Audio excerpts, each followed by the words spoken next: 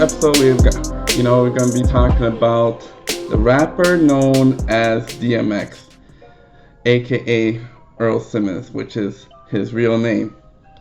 Now, a lot of people who were raised up in the 80s and 90s knew about DMX when he first came out with the Rough Riders, Eve, Ja Rule, Jay-Z. It was just an incredible time for the rap game with all these heavy hitters all coming at the same time. When DMX came out too, he also came out hard with his Rough Riders anthem.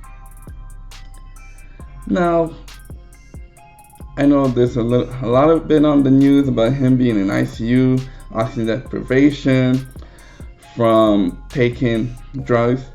Now, drugs has been part of his life since he was 14. Now, when he was 14 years old, I believe one of his uncles or father figures or someone that really he admired gave him what appeared to be a laced drug. Now, usually when they do laced drug, that means you ask for cigarettes, but then someone puts some cocaine or fentanyl or heroin in it, so that when you smoke what you think is cigarettes, you get a blast or a high from a different drug, and then when you find out what that drug is, you're now hooked on it because it's a lot more addictive, which is better for a drug dealer because they make more money when you spend more money on more addictive drugs like heroin, cocaine, and crack. And that's how DMX got introduced into these harder drugs like cocaine. Now, my issue is that there's got to be some standards when drug dealers are dealing drugs, or even when somebody asks for weed and then you lace it with another drug that they never asked for and they die from it. I believe the drug dealer should have some accountability. They should be held accountable for, I guess, worst case scenario would be homicide, for murder, for first degree murder, because there was an intent to kill the person because you were giving them something that they did not want and that killed them, and you did it on purpose. It wasn't like it's accidental, like a car accident where you weren't planning on killing that specific person. At the very least, it should be considered manslaughter to lace a drug that had the intent of killing a person because the concentration was a lot higher and it wasn't something that they were asked for. And that's how DMX got into doing these harder drugs, is that he just wanted to smoke cigarettes, but then they gave him a stronger drug inside of that drug. Now, it was great that, he did not die from it initially, but there's always that chance that the concentration, because there's no standards in how much they put in these, lace these drugs with, because with fentanyl, only a few powders is enough to set off a high and be lethal. And then there's other drugs stronger than fentanyl, which only come in micrograms. Cardenafil. You lace that with some of those drugs like weed, and some people could die. Like in my situation, I've had 3 tenants last year die because of drug overdose. They did not know that what they were smoking had heroin in it, and when they did it, they died. Now, I believe that there should be accountability. There should be some respect, some standards to these drug dealers.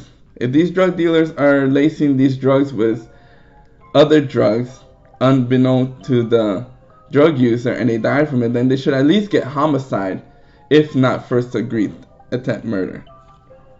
Now, if you watch The Godfather, they always had rules to the crime game. Don't sell to children, don't sell to pregnant mothers, don't sell to your own family. But now these drug dealers, they don't even care. They're just selling it to anybody, and just to fill these drugs with a cheaper substance or give a cheaper high, they're willing to stuff it with any kind of ingredients, rat poison. They'll fill it up with anything just so they can bulk up the stock and cheap at a cheaper price. Now we know that drugs. The DMX was a great rapper. He was also a great person. You know, in the half at the end of his life, he really was repenting. Trying to be a Christian. He was praying. His last few hours were all about praising the Lord. But it was about these drugs. These drugs just had a strong hold on him.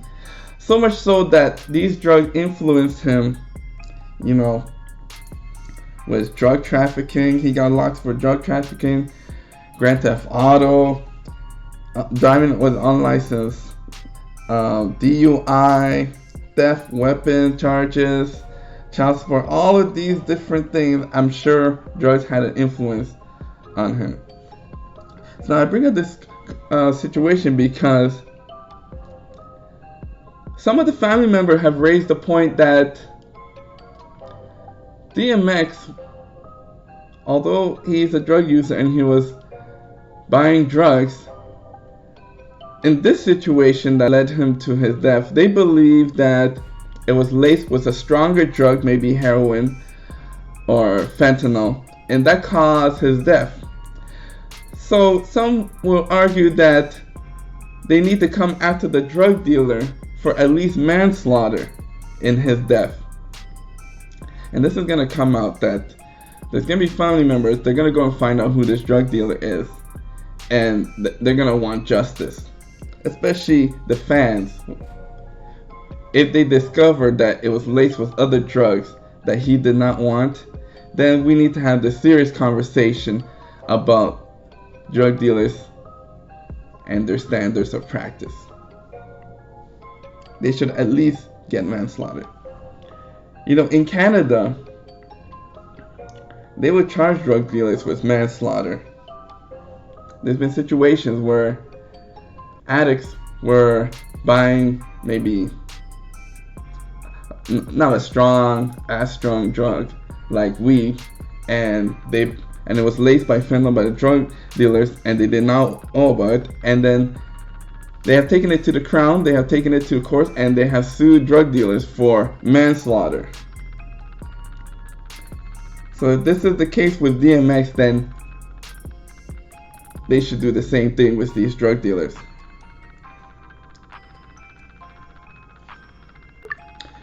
So now this is how it happens.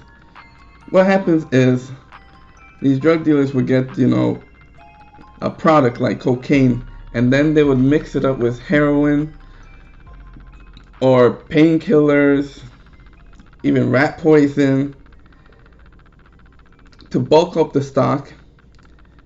And it also you get an increased high for less amount, because see, the concentration for cocaine and heroin and fentanyl and heroin, you get the same high with micrograms as you would with milligrams and grams with cocaine. So what they would do is they would mix it up, and then they would sell it and give them a stronger blast. But you have to remember that when they mix it up, there's no standard in how much they put in each drug. Like in pharmacies where they tell you the exact grams and milligrams, this is not the situation with drug dealers. So you could have more than what is usually the amount, and this will cause like an overdose. And the thing about fentanyl and heroin is that because they're almost unnoticeable, they don't have a distinct smell.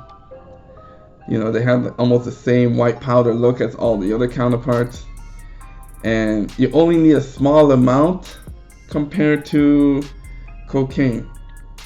And you gotta remember, like, fentanyl is 80 to 100 times stronger than morphine. Morphine is what they use in the hospital for extreme pain at a cheaper price. And that's why a lot of these drug addicts, when they cannot get the morphine, they go and they substitute with fentanyl at a cheaper price. And then even stronger than fentanyl, we got sildenafil. That's 100 times stronger than fentanyl. This is a new drug that's now coming on the scene. And the blast is within seconds. So, in my rebuttal, I believe that at least, if it's discovered that DMX was given a drug that was laced with another drug, drug dealers should at least get homicide, manslaughter at the minimum. Because there was an intent to kill. If you give some a drug and then it's known to kill, then there is that intent. So it should be like, murder. But if not, it should at least be manslaughter. Because this topic is going to come up. I know there's some conspiracies out there about COVID shots and COVID shots causing this. No. There's been a long history of him since 14 years old using drugs. But if it's found out that it was laced with another drug, then it wasn't something that he intended to do. DMX did not intend to kill himself if it was laced with a different drug. Anyways, guys, that's my take on it. I'm sure there's going to be more developed. There's going to be more investigations. If you got any comments below, please like, share, and subscribe. This is William. Bye-bye.